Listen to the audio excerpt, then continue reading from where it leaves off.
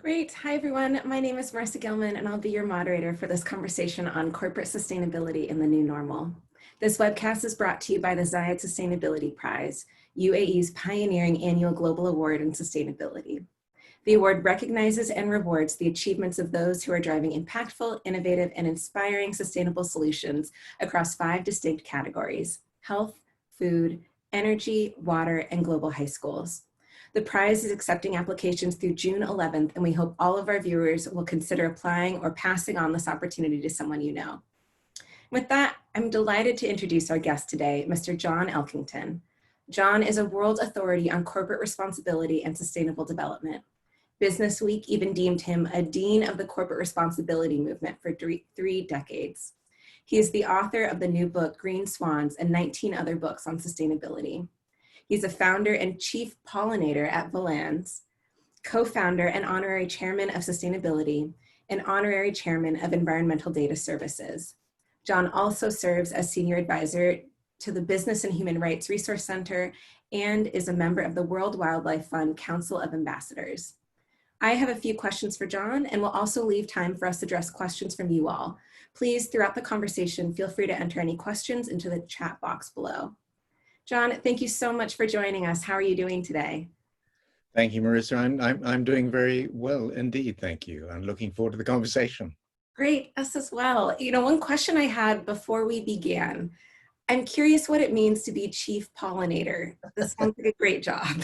It's an excuse really to flit around the landscape and do what I like. No, I've had many different job titles through my career, and you know, some of them are simple, like director or chairman or whatever, and people sort of think they know what that means. But in my case, no, I'm often operating at the leading edge, at least in my mind, of what's happening or needs to happen. And so I sort of needed an excuse, an alibi, and that's sort of the job titles perhaps, at least for some people, provides that. Air cover, I suppose. That's inspiring. I think that's a note that we can all take to try and create our own job titles. You know, I wanted to begin actually with the research that you had done to inform your latest book. You conducted an inquiry called Tomorrow's Capitalism, and in this research, you'd spoken with hundreds of business leaders.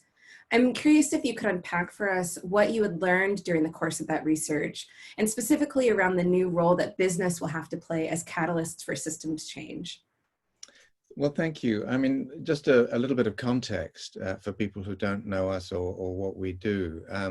You very kindly mentioned Environmental Data Services, which is a company I co-founded in 1978. And at that time, business simply did not want to talk to the outside world. It really did not. And it took us, a couple of years really to get to the point where major companies were prepared to let people like us in. That's changed fundamentally. I think business is now engaged, and we've got people like the Business Roundtable saying, it's no longer shareholder capitalism, it's stakeholder capitalism. Well, that's sort of progress. But a couple of years ago, through the Harvard Business Review, I did a product recall.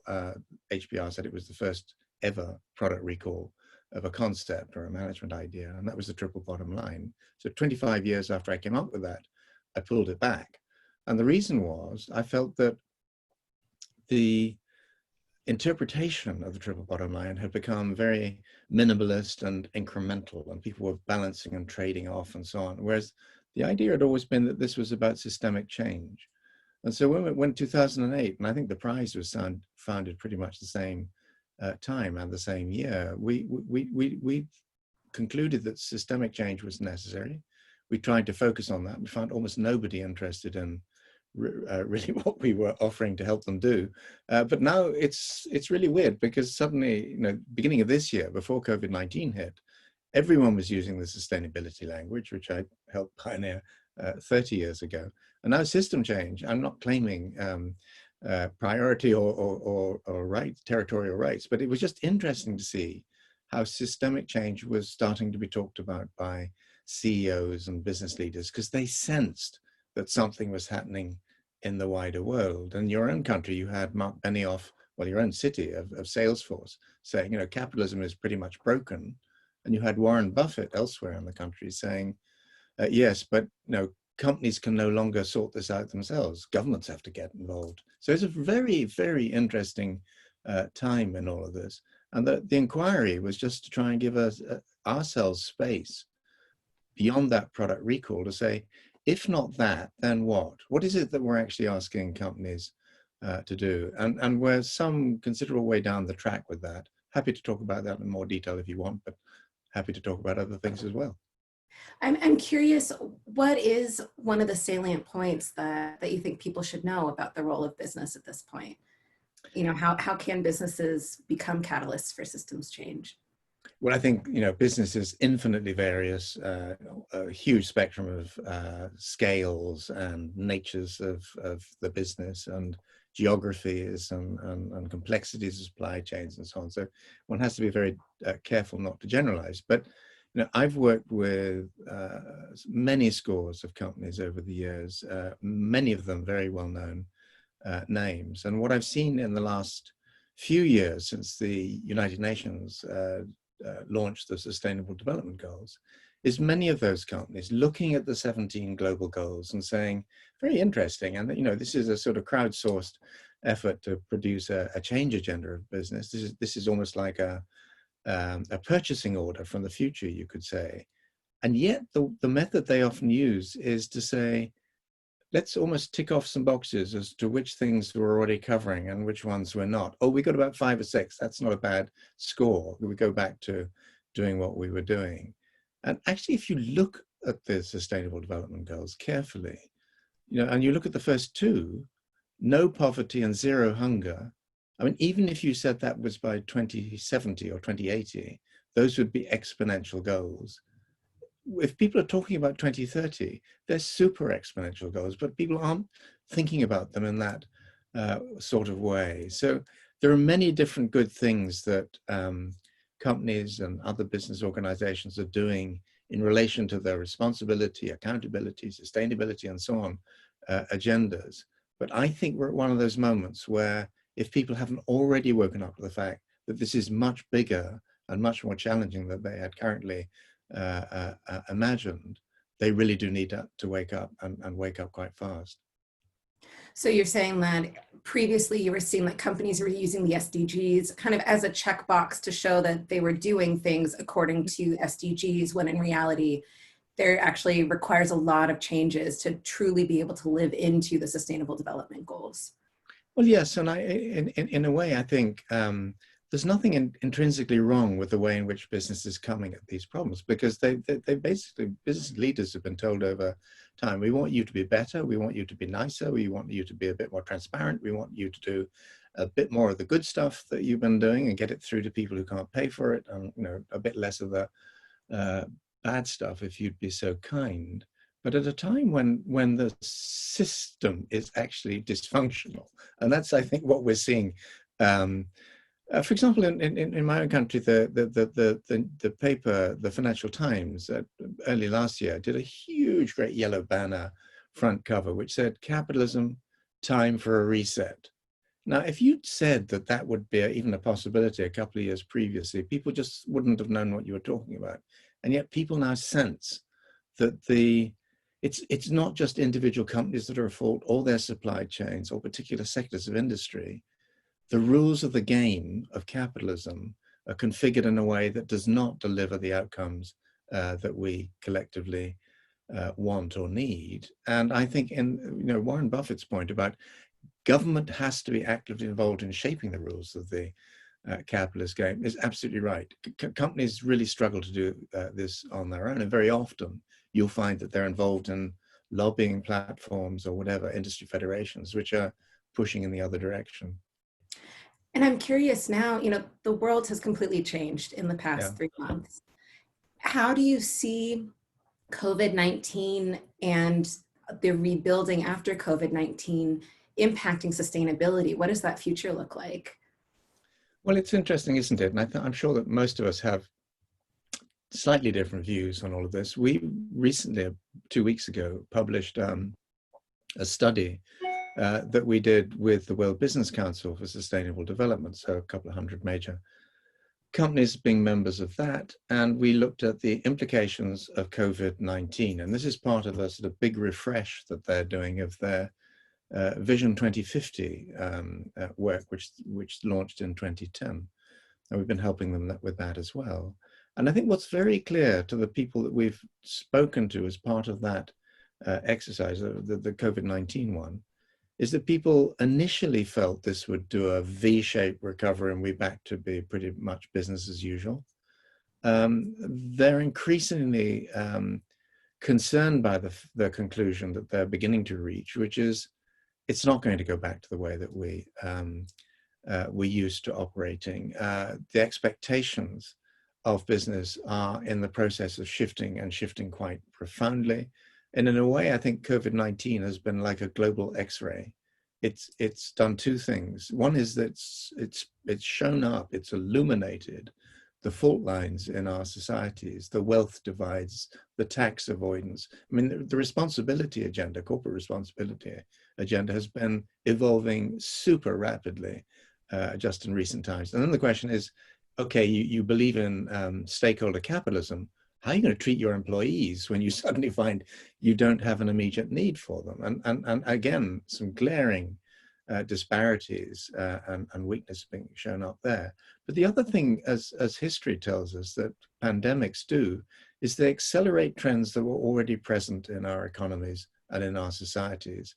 So for about 18 months, 2 years now, we've talked about the 2020s as an exponential decade. We did not predict the pandemic, although it was, when we did the work with WBCSD before COVID-19 hit, pandemics were in the number 2 slot after, out of 10, number 2 slot after financial volatility. And the reason why financial volatility was there is there are so many other issues around, for example, climate change, that our financial markets are really going to struggle with what's coming at us next, which is one of the reasons why the next round of our tomorrow's Capitalism inquiry is zeroing in on financial markets. We might assume all of that work's been done, but it's been done in a very particular frame, which is socially responsible investment and so on. And all good to have, but now I think it's got to change and change quite profoundly. Yeah, it's amazing how much the world has been disrupted with COVID-19 in particular. And something I want to make sure that we have time to chat about is your new book. Your new book is titled Green Swans, The Coming Boom in Regenerative Capitalism. And I think that this idea is something that really resonates with our audience. I'd love it if you would be able to explain what a green swan is and how that contributes to this concept of regenerative capitalism. Well, thank you. Most people listening will know, or watching will know, that Nassim Nicholas Taleb did his book, extraordinary book, The Black Swan, launched in 2007, just ahead of the financial crash. And basically he was talking about events, systemic crises, which come out of the blue. We don't expect them. They have an off the scale impact.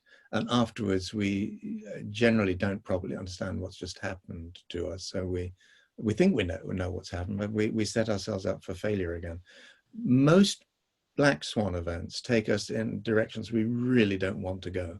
And even if they're net positive, like IT technology coming through and your IBM, you find your entire reality disrupted for quite some time before you recover. The idea of green swans is fairly simple. It's that if most black swans take us in exponentially negative directions where we don't want to go, what's the reverse of that look like? And most black swans are accidental. We don't plan to choke the world ocean with plastics. We don't plan antibiotic resistance. We don't plan to destabilize the climate or whatever. Whereas if for the green swans, which are positive exponentials, they're initiatives, their market trajectories, their shifts in the way that we view the world, which contribute to positive exponentials. Those are less accidental. We have to plan for those for quite some time and invest in them over sometimes decadal or generational timescales. One very quick example would be, and you kindly read out the subtitle, The Coming Boom in Regenerative Capitalism. That's partly provocative because most companies that we work with are not yet in a situation where they're welcoming even resilience, although that's the next stage after responsibility, let alone regeneration. But our point is, unless and until business leaders properly address regeneration, they can't properly talk about sustainability. They can't talk about being sustainable or on a journey towards it or whatever, because mainly what they're talking about is how they're becoming a bit more responsible. Our cities, our supply chains, our economies are now under intense threats, which are producing all sorts of resilience issues. That word is on everyone's lips. But if you look scientifically at resilience, the best way of securing it is by regenerating the economic, the social, the political, and critically the ecological systems that we so critically depend on. That's why that term is there. Whether or not business will pick it up, embrace it, and run with it remains to be seen. But I choose to believe business isn't clinically stupid. I think people, after a period of time of dumbness, do start to recognize that reality has changed. And as you said, COVID-19 has been a catalyst for changes that would have been unthinkable a few years back, and now sort of feel inevitable increasingly. But we've got to shape that. Yeah, it does create an opportunity, you know, and I think there is an amazing opportunity with the Sustainability Prize to be able to leverage the incredible change the world is experiencing right now. You know, and I'm curious, based on that, you know, in the book, you introduced this concept of the Ugly Duckling, which is, you know, a company that has the potential to grow into this Swan. Based on that, you know, based on the fact that we have innovators on this call that are hoping to develop these new ideas and to potentially create things that will completely transform the world, what recommendations would you offer individuals hoping to make those changes, hoping to create Green Swan ideas or Green Swan companies? And what challenges would you offer to them to affect system change? Well, the first thing to say is, you know, ever since I was a child, I was fascinated by challenge prizes, things that really stretched innovators above and beyond what they would normally do. And when I was at school, I read about the Longitude Prize, where chronometers were at stake. My father was a Battle of Britain pilot. He flew Spitfires. The Spitfire came out of the Schneider Trophy, again a challenge prize. And now here we are again, where certain types of prize really can help people stretch their vision and their capabilities. And many people think about prizes as something you take home, you put on the bookshelf or the fireplace or whatever. The right sort of prize can be something much, much greater than that. And I think the Sustainability Prize we're talking about is an example of that. The Ugly Duckling idea is very simple. It's just to say that we talk about green swans. These are market trajectories like sort of the incredible collapse in the prices of solar and renewable and wind energy. That's a market trajectory which is taking us in the right direction, unless you happen to be in the coal business or whatever. And then the question is, how do we get more of that? How do we build those market dynamics? And how do we play into that in an appropriate way? And the ugly duckling notion is just simply that some of the things that will be breakthrough innovations of the future, they could be technologies, they could be business models, they could be new policy frameworks, actually look a bit weird in today's world. We struggle to recognize what they might be over time if we invested in them in the right sort of way. And just finally, I mean, I launched the book concept in Denmark, in Copenhagen, last year, and with the Confederation of Danish Industry, and there were 1,300 CEOs and business leaders in the room, and the Prime Minister and all sorts of others. And I used the Ugly Duckling story partly because it's Danish, you know, it's where Hans Christian Andersen flourished back in the day, but just because people connect with the idea that there are these things that look peculiar, which have the potential to become endemic in our world in a good way. And there are many things that could go the opposite direction. But I think this is a time, the next decade is a time when things that really look almost stupid have the capacity to surprise us all, and in quite a positive way. And what we're trying to do, we've just set up a Green Swan Observatory, working with different people around the world, just to try and scan for and identify and analyze, and over time help to support some of these early stage ventures. So would love to talk to residents, would love to talk to the the Zayed Sustainability Prize over time about the work that you're doing. Because I think, in a way, we're all in this together, and I think this is going to require us all to step up, firstly, but to find ways of working together much more effectively than we've perhaps done previously. And one of the things I'm struck with as well is the bravery that it would take for an innovator to pursue an ugly duckling idea. Well, But it can be bravery, but it can be just, people wouldn't imagine a different idea than the one that they happen to be pursuing. I've worked with so many innovators and entrepreneurs who they don't think they're being stupid. Other people may tell them that, and when they're told that, they're just like the children at school. Damn you! I'm gonna do it anyway. So, but yes, it's a struggle, and it needs immense stamina and a will to succeed. And it also needs, there is no single, we look at Elon Musk or we look at Thomas Edison and we think, single individuals do this, and they really don't. Ecosystems of change do it. And all of these people that we celebrate, all of them were surrounded by sort of hundreds of other people beavering away. This is a cultural shift as much as it is a technological shift. yes, yeah, it is very inspiring to think about the broader systemic change that we're starting to see to be able to affect this big scale change. It's We have it. inspiring. Oh, sorry, go ahead. Sorry, Marissa, I was just going to say, yes, it's inspiring, but it's also deeply, existentially unsettling for many people. And early on in the Green Swans book, the first diagram is what I call the Ubend. And this was done before COVID-19, but basically saying for all sorts of reasons, geopolitical, macroeconomic, technological, our global economy is going into a downturn of extraordinary proportions, and it will probably take 12 to 15 years to clear. And yet it's necessary. We have to go through this. We have to let the old system to some degree die in order to have the space and the resources to build the new ones. But for ordinary people who lose their jobs in that, coal miners or whatever it happens to be, this is existentially disconcerting, which is why we see, part of the reason why we see populism now sweeping the world. And it won't go away because these changes, they need clarity, they need vision, and they need leaders who know what they're doing and can be effective over time. And by God, at the moment, we have precariously few of those. They will emerge, they always do, but we're struggling to find them at the moment. And that ties to a question that we had in the chat. And this person was asking, based on your explanation that the game of capitalism is problematic, what would a new model look like? So one of the things that I should declare a public health warning before I start. I went to university first time round in the late 60s, and I was going to study economics, and I gave up economics after 1 year in 1968 because everything was changing and economists seemed to have very little to say about all of that sort of stuff.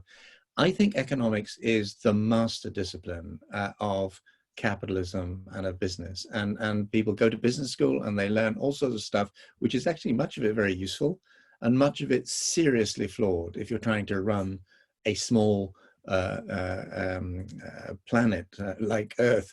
So I think economics has to change. I think economics is beginning to change. You find people like Joe Stiglitz, you see Kate Rayworth or Mariana Mazzucato. There are a new generation of economists coming through who are basically saying, we've got to learn out how to value things that in the past were seen as valueless or free. We've got to learn how to put prices on those. And, you think about carbon pricing or carbon taxes or whatever, in a way that we really struggle to do at the moment. So when we talk about changing the rules, it's not just changing a few standards, it's changing about almost fundamentally how we think, how we prioritize, what we consider to be important and what we consider to be unimportant. In some small way, my work over the years has been trying to break open boardrooms and C-suites around the world to the idea that their operating standards and their guidebooks and the rest of it, their MBAs where they have them are useful up to a point, but actually delusional beyond that point if they fail to take on different realities. And I think that's beginning to press in on people. And I think COVID-19 is one of those aha moments where people say, oh, I heard about pandemics. Oh, I heard about wildlife trafficking. Somebody's told me about China and the lack of transparency. So I think this is a very powerful and fundamental moment of change. Yeah, and someone there, we have another question in the chat as well. And they're asking about if you could speak about the prosperity without growth movement, you know, which it seems like is another way of reimagining this. And Yeah. this person was wondering, will the current crisis drive this kind of sustainability across business? Yeah, this is a long-standing tension, and I admire the people who go for prosperity without growth immensely. I think in some ways it's a nonsense, in the sense that as the old order fails, we've got to grow elements of our economy at absolutely super exponential rates. So if we simply think that growth is bad, we're deluding ourselves, because if it's growth of the old type, where we're powering it with fossil fuels and it's spraying sort of synthetic insecticides through the global environment or whatever it might be, we do not want that sort of growth. We do want growth which is inclusive, which is sustainable, which is, to put it crudely, green. And part of the reason why I'm so excited, I mean, my country is trying to escape from the European Union at the moment, as you know, but the EU has come up with its €1 trillion Green Deal, a sort of green recovery plan. That's the level of, you can be skeptical about the numbers, but I mean, that is the level of ambition that I think we now need to embrace. And businesses has to be part of that, but it can't drive that on its own. So there really needs to be a partnership between government and business, which I feel like I'm afraid so, yeah. Touched on. Well, I think Milton Friedman was a brilliant man. And I think in some ways he's been misinterpreted by people over the years. He did say he didn't like governments. He did say that if you put government in charge of the Sahara, you'd run out of sand within 5 years. But I think he was wrong. I think what he was forgetting, or his supporters have forgotten, is that the market prosperity that so many of us have enjoyed during our lives was created by government action, by policymakers, by regulators.